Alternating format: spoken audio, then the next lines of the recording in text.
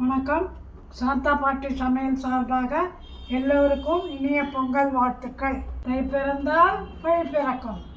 பொங்கல் பண்ணி வடை தட்டி எல்லாம் கோலாகலமாக கொண்டாடலாமா?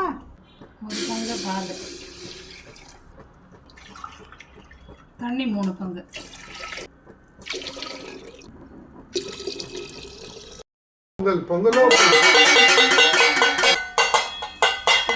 பொங்கப்பானை கிழக்கு பக்கமாக போயிருந்தால் சுவிட்சம்.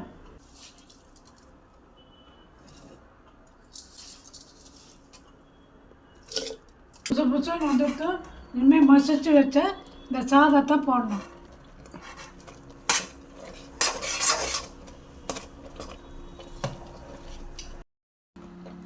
ஏலக்காய் பொடி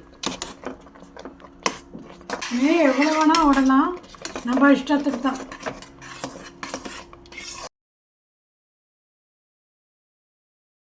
எவ்வளோ வேணால் முந்திரி பருப்பு போடலாம், உங்கள் இஷ்டம்தான். திராட்சையும் போட்டுடுறேன். அழகாக வடை தட்டலாமா? அதான் ஈஸியாக அப்படி போட்டு ஒரு போட்டோன்னா பின்னாடி ஒரு ஓட்டையை இருக்கும்.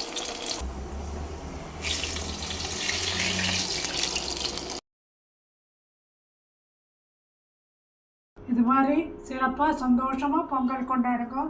ஹாப்பி பொங்கல்.